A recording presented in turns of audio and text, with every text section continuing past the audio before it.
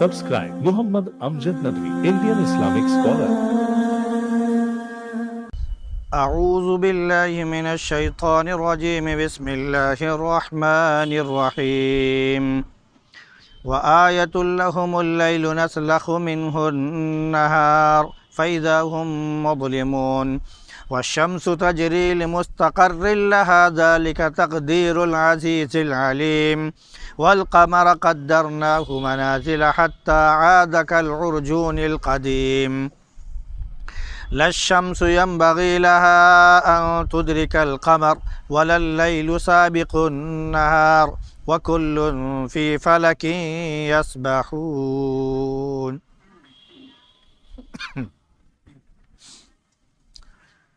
وآیۃ لہم اللیل، اور ان کے لیے ایک نشانی رات ہے، اس سے ہم دن کو کھینچ لیتے ہیں، پھر وہ سب تاریکی میں رہ جاتے ہیں، اور سورج اپنے ٹھکانے کے لیے چلا جا رہا ہے۔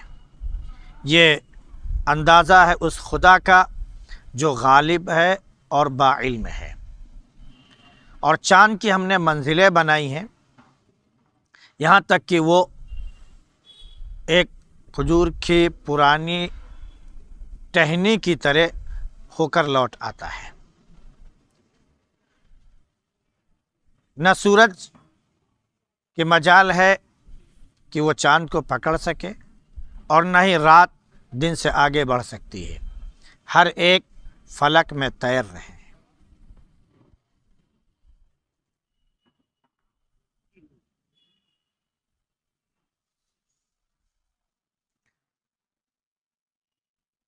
گزشتہ آیات میں اس بات کا ذکر تھا کہ زمین جو مردہ ہے، اللہ نے اس کو نشانی اس اعتبار سے بنا دیا کہ اس نے بارش کے ذریعے زمین کو لہلا دیا، اپجاؤ بنا دیا، تر و تازہ کر دیا، زندہ کر دیا۔ پھر اس سے اناج اور غلے پیدا کیے جسے لوگ کھاتے ہیں، اس میں باغات کھجور کے اور انگور کے بھی بنائے، اور اس میں چشمے بھی جاری کیے تاکہ انسان جو ہے ان کے پھل بھی کھائے۔ یہ سب انسان کے بس کا نہیں ہے کہ ان کے ہاتھ کام کریں، یہ سب اللہ کا ہے، تو شکر کرنا چاہیے۔ اللہ کے ذات پاک ہے جس نے جوڑے پیدا کی ہر چیز کے، اور ہر وہ چیز جو زمین سے اگتی ہے ان کے جوڑے، چاہے ان کے اندر جان ہو یا جان نہ ہو۔ اور جن کو نہیں جانتے انسان، ان کی بھی اللہ رب العزت نے بہت سے جوڑے بنائے ہیں۔ یہ ذکر تھا کل کے اس میں۔ اب اس کے بعد ایک دوسری نشانی بتائی جا رہی ہے کہ رات جو ہے یہ اللہ کی نشانی ہے لوگوں کے لیے، اور رات کے ذریعے اللہ رب العزت دن کو کھینچ لیتا ہے، یعنی دن کی روشنی ختم کر دیتا ہے اور رات کی پرت اس کے اوپر چڑھ جاتی ہے۔ مختلف اعتبار سے قرآن میں رات اور دن کو نشانی بتایا گیا ہے۔ قرآن میں ایک جگہ کہا گیا کہ ان فی خلق السماوات والارض واختلاف اللیل والنہار لآیات لأولی الالباب، آسمان و زمین کی پیدائش اور رات اور دن کے آنے جانے میں، ان کے اختلاف میں نشانیاں ہیں لوگوں کے لیے، عقل مندوں کے لیے۔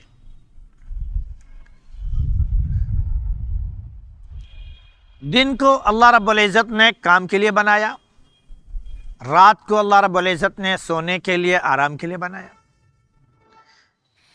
وَجَعَلْنَا اللَّيْلَ لِبَاسًا وَجَعَلْنَا النَّهَارَ مَعَاشًا، اس سے پہلے فرمایا کہ وَجَعَلْنَا نَوْمَكُمْ سُبَاتًا، ہم نے تمہاری اونگ اور نیند بنائی ہے، سمجھ رہے ہیں، تمہاری نیند کو ایک اونگ بنایا ہے، یا اس کو کہہ لیجیے کہ آرام کا سبب بنایا ہے۔ اس کے بعد فرمایا کہ رات کو ہم نے لباس بنایا، یعنی سونے کے لیے، اور دن کو جو ہے کام کے لیے بنایا۔ کہیں پر فرمایا کہ رات اور دن یہ ایسے ہیں کہ گرچہ ایک طرف یہ ہے کہ رات سونے کے لیے اور دن کام کے لیے ہے، لیکن کہیں پر یہ بھی ارشاد فرما دیا کہ تم رات میں بھی جگتے ہو، کام بھی کرتے ہو، اور دن میں بھی سوتے ہو، اور ہوتا ہے۔ ایک جگہ سارے لوگوں کو اجازت کا حکم دیا گیا ہے کہ گھر میں داخل ہوں، کمرے میں داخل ہوں تو اجازت لے کر داخل ہوں۔ تو ایک تو ہے کہ رات کا وقت جب سونے کا وقت ہوتا ہے، ان میں سے ایک وقت وہ ہے عند الظہیرہ، دوپہر کے وقت۔ عام طور سے دوپہر کے وقت لوگ سوتے ہیں، نیند آتی ہے، تو جب وہ سو رہے ہوں اور آرام کا وقت ہے تو اس وقت اگر آپ کسی کے کمرے میں جا رہے ہیں یا کسی کے گھر جا رہے ہیں تو اجازت لے کر جائیں۔ تو معلوم ہے کہ دن میں بھی آدمی سوتا ہے۔ تو مختلف اعتبار سے اگر دیکھا جائے تو اللہ رب العزت نے اسے نشانی بنایا ہے۔ اب اگر اس کو سورج اور چاند کے لحاظ سے جوار بھاٹا جو سمندر میں پیدا ہوتا ہے کہ سورج کی وجہ سے جو ہے پانی اس کا جو ہے سمندر کا کھنچتا ہوا اندر چلا جاتا ہے، اور جب سورج غروب ہوتا ہے تو اس کا پانی جو ہے پھیلنے لگتا ہے اور دور تک آگے تک چلا آتا ہے۔ جو لوگ سمندر کے کنارے ہوتے ہیں ان کو معلوم ہے، خود جن لوگوں نے دیکھا ہے، ہم نے بھی دیکھا ہے کہ صبح کے وقت جب میں گیا سمندر کے قریب تو ساحل سے اس کا پانی، اس کی لہر آ کے ٹکرا رہی تھی، لیکن جب وہی تقریباً 2-2.5 کے قریب جب میں اسی سمندر میں اسی جگہ پر گیا تو لمسم اتنا فرق تھا کہ جیسے اپنی مسجد کی اس دیوار سے لے کر ادھر تقریباً نالا، اتنا اندر کم از کم پانی جا چکا تھا اور وہ ساحل پر آ کے نہیں ٹکرا رہا تھا۔ ہم لوگ اس میں چل بھی رہے تھے، سب کچھ ہوا اس میں، یہاں تک کہ لہر آتی تھی اور ہم لوگ کھڑے ہوتے تھے تو اتنا پانی گھٹنے تک آتا تھا، پھر اس کے بعد لہر جاتی تھی تو چونکہ ریت ہوتی ہے وہیں پر پانی کی وجہ سے اب ہمارا زور پڑ رہا ہے تو ریت کھسک رہی ہے تو پاؤں دھستا چلا جا رہا ہے، 2-3 مرتبہ لہر آئے تو آپ تقریباً اتنا زمین میں دھس جائیں گے۔ تو یہ جوار بھاٹا بھی جو ہے اللہ رب العزت نے سورج اور چاند سے بنایا، یعنی رات اور دن کے ذریعے بنایا۔ تو اس طرح مختلف نشانیاں، سورج سے کھیتی پکتی ہے وغیرہ وغیرہ، ساری انرجیاں ملتی ہیں، ساری وٹامن سے ملتی ہیں، سب نشانی ہے، اللہ نے بتایا۔ تو اللہ نے فرمایا کہ ہم نے دن کو جو ہے رات سے ختم کر دیا ہے، رات کی پرت اس کے اوپر چڑھا دی ہے۔ اس کے بعد اب سورج اور چاند کا باقاعدہ ذکر کر دیا گیا کہ والشمس تجری لمستقر لہا، کہ سورج جو ہے اپنے ٹھکانے کے لیے چل رہا ہے۔ والقمر قدرناہ منازل، اور ہم نے چاند کی منزلیں بنائی ہیں۔ سورج کا بھی ایک ٹھکانہ ہے اور چاند کا بھی ایک ٹھکانہ ہے۔ یہ ایک الگ بات ہے کہ ابھی سائنس نے یہ تحقیق نہیں پیش کی ہے کہ سورج کا وہ ٹھکانہ کون سا ہے، ابھی سائنس کی یہ تحقیق نہیں ہے، کیونکہ سائنس کی جو تحقیق ہے وہ یہی ہے کہ سورج مسلسل چل رہا ہے، سورج مسلسل چل رہا ہے، اور قرآن میں اللہ نے فرما دیا کہ ہم نے اس کا ٹھکانہ بنا دیا ہے۔ اب وہ ٹھکانہ کون سا ہے، سائنس اس کی تحقیق کرتی رہے۔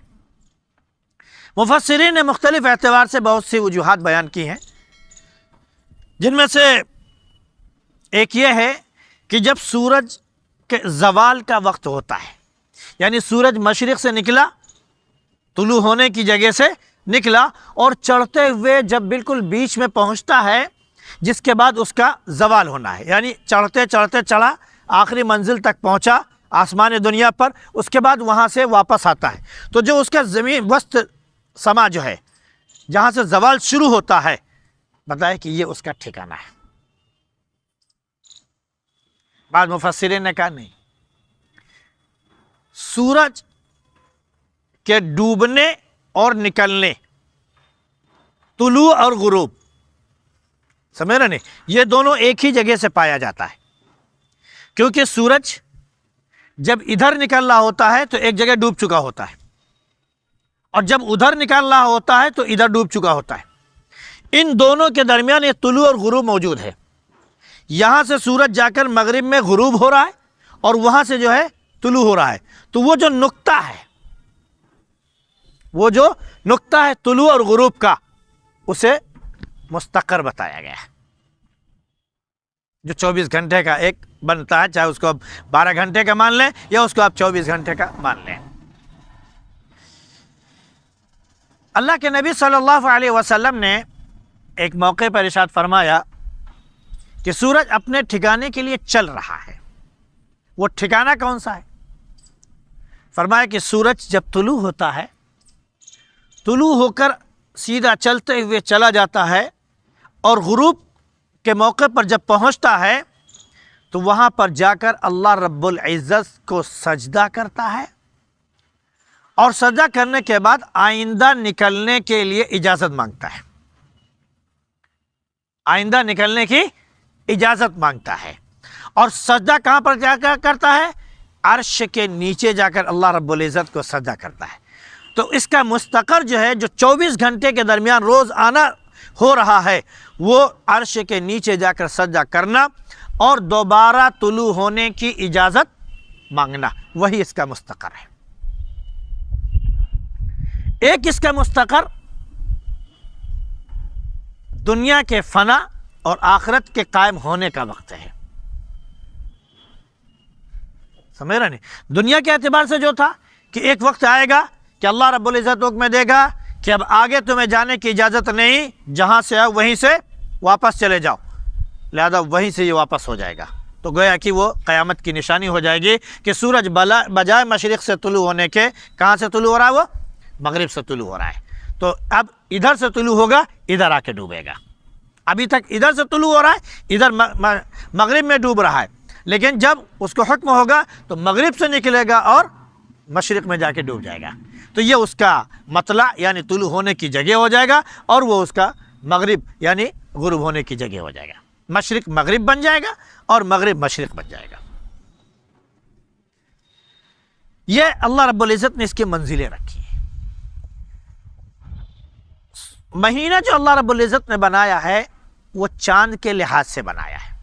جو متعین کیے جاتے ہیں مہینے، وہ چاہے جس نام سے ہوں، چاہے وہ عربی مہینے ہوں، محرم، صفر، ربیع الاول، ربیع ثانی وغیرہ وغیرہ آخر تک، یا ہندی والے جو مہینے ہوتے ہیں، چیت، بیساکھ، جیٹھ، اساڑھ، ساون، بھادو، کار، یہاں تک کہ یہ خود سورج والا جو مہینہ کہلا رہا ہے، جنوری، فروری، یوں کہہ لیجئے کہ سارے کے سارے مہینے جو ہے اصلاً چاند ہی سے ہیں۔ 12 مہینے جو بنائے گئے ہیں وہ چاند کے لحاظ سے، یہ باقاعدہ سائنسی تحقیق ہے، سورج کے لحاظ سے نہیں بنائے گئے، چاند کے لحاظ سے بنائے گئے۔ کیونکہ سورج چل رہا ہے تو اس کا مطلب ہے کہ اس کی ایک رفتار موجود ہے، سورج کی ایک رفتار موجود ہے، اس کی ایک روشنی موجود ہے، جس کی رفتار جو سائنس نے خود تحقیق سے بتائی۔ چاند کی بھی رفتار موجود ہے، سورج کی بھی رفتار موجود ہے، دیگر سیاروں کی رفتار موجود ہے۔ اسی رفتار سے جب وہ چلتے ہیں تو اپنی اپنی منزل پر پہنچتے ہیں۔ سورج کی منزل الگ ہے، چاند کی منزل الگ ہے۔ چاند کی منزل 28 ہے، اور 29ویں دن یہ بالکل باریک ہو جاتا ہے، بالکل باریک ہو جاتا ہے، جو کہہ لیجئے کہ جیسے کہ ایک کھجور کی ٹہنی جب سوکھ جاتی ہے تو ٹیڑھی ہو جاتی ہے، ایسے ہوتی ہے۔ تو ایسے ہی چاند بالکل آخر میں جا کر اس شکل میں بن جاتا ہے، کیونکہ وہ بالکل لاسٹ کا ہوتا ہے۔ پھر جو بالکل لاسٹ دن ہوتا ہے، جس دن سے سورج دکھائی چاند نظر نہیں آتا، اس پر کیا ہوتا ہے کہ سورج کی پرت آ کے ایسی پڑ جاتی ہے کہ پھر وہ نظر نہیں آتا ہے۔ یہاں تک کہ ایک تو کل عرجون القدیم کہہ دیا کہ پرانی سوکھی ٹہنی کی طرح یہ ٹیڑھا ہو جاتا ہے، باریک۔ تو ایک تو یہ ہے ہی، ایک اور وقت آتا ہے جس پر یہ نظر ہی نہیں آتا، باریک کے بعد بھی ایک مرحلہ آتا ہے جس میں یہ نظر ہی نہیں آتا، اس پر سورج کی کرن آ کے پڑ چکی ہوتی ہے، اس لیے اس وقت چاند نظر نہیں آتا۔ تو اس کی منزل 28 یا 29 ہوتی ہے۔ سورج کا اپنا ہے کہ 24 گھنٹے کی ایک منزل ہے اس کی، پھر اس کے بعد سال کی 365 دن کی الگ ایک منزل ہے جو اس کا اپنا دائرہ ہے۔ اگر اس کے چال کے اعتبار سے دیکھا جائے تو چاند کی سورج کی رفتار یا کہہ لیجیے اس کی روشنی کی جو رفتار ہے وہ 2,86,000 کلومیٹر، اور آج کی جو مزید تحقیق ہے وہ 2,98,000 کلومیٹر فی سیکنڈ، یہ سورج کی روشنی کی رفتار ہے۔ کیونکہ سورج ہماری زمین سے بہت دور ہے، بہت دور ہے، سمجھ رہے نہیں؟ کتنا؟ 14,95,98,000 کلومیٹر سورج زمین سے دور ہے۔ اس کی روشنی جو زمین تک پہنچتی ہے وہ 8 منٹ 19 سیکنڈ میں پہنچتی ہے۔ اس اعتبار سے اس کی روشنی کی رفتار 2,98,000 فی سیکنڈ ہوتی ہے۔ اللہ رب العزت نے اس کا ذکر بھی فرما دیا کہ نور روشنی جس کی رفتار جو سائنس نے بتائی ہے، اللہ نے فرمایا کہ ہم نے فرشتوں کو نور سے پیدا کیا۔ مختلف اعتبار سے اللہ رب العزت نے مخلوقات کی تخلیق فرمائی۔ زمین بھی مخلوق ہے، آسمان بھی مخلوق ہے، اس کو ہوا، معدنیات، پانی، گرم اور دیگر تمام چیزوں سے اللہ نے پیدا کیا۔ پھر انسان کو اللہ نے مٹی سے پیدا کیا، جناتوں کو اللہ رب العزت نے آگ سے پیدا کیا، اور فرشتوں کو اللہ رب العزت نے نور سے پیدا کیا۔ تو نور کی رفتار جو یہ بتائی گئی ہے، ایک جگہ قرآن میں فرمایا گیا ہے کہ یدبر الامر من السماء الى الارض ثم يعرج الیہ فی یوم کان مقدارہ الف سنۃ مما تعدون۔ وہ آسمان سے زمین تک تمام نظام کو دیکھتا ہے، اس کی تدبیر فرماتا ہے، پھر وہ اس کی طرف چڑھتا ہے۔ اس دن کے لحاظ سے جس کو تم اپنے شمار میں 1000 مہینے کے برابر 1000 سال کے برابر سمجھتے ہو، الف سنۃ مما تعدون، تمہارے چال کے اعتبار سے، تمہارے مہینوں کے شمار کے اعتبار سے جو ہے اس کی مقدار، ایک دن کی مقدار 1000 سال کے برابر ہے۔ تو معلوم یہ ہوا کہ اب چاند کو اگر 12000 کے اعتبار سے تقسیم کیا جائے تو اس کے 12000 سال بن جاتے ہیں۔ سمجھ رہے ہیں کتنے؟ 12000 سال بن جاتے ہیں۔ اور چاند جس رفتار سے چل رہا ہوتا ہے، اس کی روشنی جس اعتبار سے چل رہی ہوتی ہے، 12000 سال جتنے دنوں میں وہ پہنچ رہا ہے، اتنا ایک دن میں ایک فرشتہ طے کرتا ہے۔ فی یوم کان مقدارہ، ایک دن میں وہ فرشتہ طے کرتا ہے جو نور سے بنا ہے۔ تو نور کی رفتار، روشنی کی رفتار آپ کو بتائی جا چکی ہے۔ اس اعتبار سے معلوم یہ ہوا کہ فی سیکنڈ بھی اللہ رب العزت نے اپنے سورج کے رفتار اور اس کی روشنی کی رفتار بھی بتا دی۔ زمین سے سورج تقریباً 13 لاکھ گنا بڑا ہے، تقریباً، یعنی ہماری زمین جتنی بڑی ہے، اس جیسی 13 لاکھ زمینیں ہو جائیں تب وہ ایک سورج کے برابر ہوگی۔ جی ہاں، اتنا بڑا سورج، تب اس کا حال یہ ہے کہ اللہ نے بنایا ہے، نظام بنایا ہے۔ نہ سورج چاند کو پکڑ سکتا ہے، نہ چاند سورج کو، ہر ایک کا مدار الگ ہے، ہر ایک کی منزل الگ ہے۔ یہ اپنے محور پر، وہ اپنے محور پر، یہ چکر لگاتے رہتے ہیں، اس میں کوئی وہ نہیں ہے، کوئی ایک دوسرے کو پکڑ نہیں سکتے اور اس سے ہٹ بھی نہیں سکتے، اس سے یہ ہٹ بھی نہیں سکتے ہیں اپنے اس پر۔ اب اس اعتبار سے سورج کا ایک مستقر اور بھی بن جاتا ہے، کیونکہ سورج جب یہ چل رہا ہوتا ہے اور یہ جب قطب شمالی کے قریب، یعنی خط سرطان کے قریب جب یہ پہنچتا ہے، تو قطب شمالی کا ایک نقطہ ایسا ہوتا ہے جہاں پر سورج غروب ہی نہیں ہوتا ہے، جہاں پر سورج غروب ہی نہیں ہوتا ہے، ایک وہ بلغار کی جگہ کہلاتی ہے۔ قطب شمالی کا جو آخری نقطہ کہلاتا ہے وہ بلغار کی جگہ کہلاتی ہے، جہاں پر سورج ڈوبتا ہی نہیں، پھر وہاں پر عشاء نہیں ہوتی ہے، وہاں پر بس یہ کہ ادھر سے سورج ڈوب رہا ہے، ادھر سے دوسری طرف سے نکلنا شروع ہو جاتا ہے۔ ایک طرف تاریکی چھاتی ہے رات کی، تو دوسری طرف سے دن کا اجالا چھانے لگتا ہے، سورج نہیں۔ ایک مرحلہ ایسا بھی آتا ہے۔ یہ سورج اور چاند کے درمیان جو مسافت ہے، اور وہ مسافت بالکل گول تو ہے نہیں، وہ جیسے انڈے کی شکل ہوتی ہے نا، گول کے ساتھ تھوڑا سا مستطیل لمبا، جس کو اوول کہتے ہیں، وہ شکل۔ اس اعتبار سے سورج کی کیا بولتے ہیں کہ دوری اور اس کی قربت زمین سے گھٹتی بڑھتی رہتی ہے۔ جنوری کے مہینے میں سورج تقریباً 14 کروڑ 71 لاکھ کلومیٹر دور ہوتا ہے۔ 14 کروڑ 71 لاکھ کلومیٹر جنوری کے موسم میں سورج دور ہوتا ہے۔ لیکن یہی سورج جب جولائی کے وقت آتا ہے تو اس وقت یہ 15 کروڑ 21 لاکھ کلومیٹر دور ہوتا ہے۔ اور عمومی طور پر یہ 14,95,98,000 کلومیٹر دور ہوتا ہے۔ یہ اس کی لمبائی چوڑائی کے اعتبار سے ہوا۔ جب سردی کا موسم آتا ہے تو سورج کی جو جیسے انڈے کی ایک چوڑائی کم ہوتی ہے، اس درمیان میں ہوتا ہے، تو اس کی مقدار یہ ہے جو 15 کروڑ کے قریب پہنچ رہی ہے، اور سردی کے اعتبار سے 14,71,000 پہنچ جاتا ہے، اور گرمی کے لحاظ سے وہ 15,21,000 کلومیٹر پہنچ جاتا ہے۔ یہ اس کی مسافت ہے، اس کی دوری ہے۔ اس اعتبار سے سورج کی جو رفتار چل رہی ہے اس اعتبار سے اس کو گھٹتا رہتا ہے۔ سورج کا مطلع اور سورج کا مغرب یہ نہ سال میں کوئی متعین ہوتا ہے نہ کچھ نہیں۔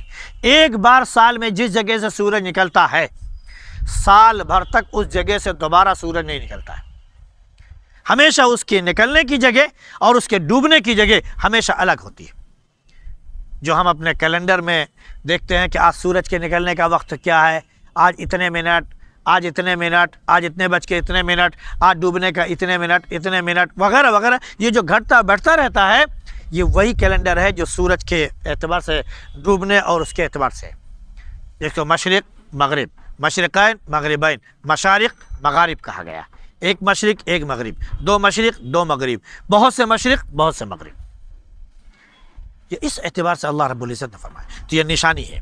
اب معاملہ یہ ہے کہ سورج چاند کو نہیں پکڑ سکتا اور چاند جو ہے وہ سورج کو نہیں پکڑ سکتا۔ پھر فرمایا وَكُلٌّ فِي فَلَكٍ يَسْبَحُونَ، ہر ایک فلک میں، فضا میں، آسمان میں تیر رہا ہے، سورج بھی اور چاند بھی۔ ایک جگہ فرمایا کہ وَالشَّمْسُ وَالْقَمَرُ يَسْجُدَانِ، سورج اور چاند یہ دونوں سجدہ کرتے ہیں۔ سمجھ رہے نہیں؟ سورج اور چاند دونوں کیا کرتے ہیں؟ یہ سجدہ کرتے ہیں۔ اور سجدہ کس کو کہتے ہیں؟ کس کو کرتے ہیں؟ یہ اللہ رب العزت کو کرتے ہیں۔ تو یہ اللہ رب العزت کا حکم ہے کہ ہر ایک آسمان میں کیا کر رہا ہے؟ تیر رہا ہے۔ یعنی ایسا نہیں کہ آسمان میں رہنے کے بعد یہ ایک جگہ پر جامد ہوں، کھڑے ہوں، کہ اپنی جگہ سے نہ ہلے نہ ڈولے۔ اللہ نے فرمایا کہ شمس تجری، سورج بھی چل رہا ہے، والقمر قدرنا منازل، اور ہم نے چاند کی بھی منزلیں بنائی ہیں، تو دونوں چل رہے ہیں۔ تو ہر ایک، یہی نہیں، ان کے علاوہ جتنے بھی موجود ہیں آسمان میں، جتنے بھی سیارے موجود ہیں جن کو ہم نے کیچ کر لیا، جن کے اوپر ہم نے سواری کر لی، جہاں تک ہم پہنچ چکے ہیں وہ بھی، اور جو سیارے اور ستارے رات میں ہم کو ٹمٹماتے نظر آتے ہیں اور جن کی روشنی آج تک نہیں پہنچی ہے اور جن کی روشنی تا قیامت زمین میں نہیں پہنچے گی، وہ سارے کے سارے کل فی فلک یسبحون، آسمان میں کیا کر رہے ہیں؟ تیر رہے ہیں۔ یہ اللہ رب العزت نے بیان فرمایا۔ اس رب کا شکر تو بنتا ہے کیونکہ اسی نے ساری چیزیں پیدا کی ہیں، اور فرمایا کہ ہم نے ہر چیز انسان کے نفع کے لیے، اس کے فائدے کے لیے، اس کی خدمت کے لیے بنایا ہے، اور انسان کو اشرف المخلوقات بنایا ہے تاکہ یہ انسان جو ہے تمام چیزوں سے فائدہ اٹھا کر اللہ رب العزت کا شکر ادا کرے۔ اللہ رب العزت ہم سب کو جو ہے اس کی توفیق نصیب فرمائے۔ سبحان اللہ بحمدہ، سبحانک اللہم وبحمدک، ونشہد ان لا الہ الا انت نستغفرک۔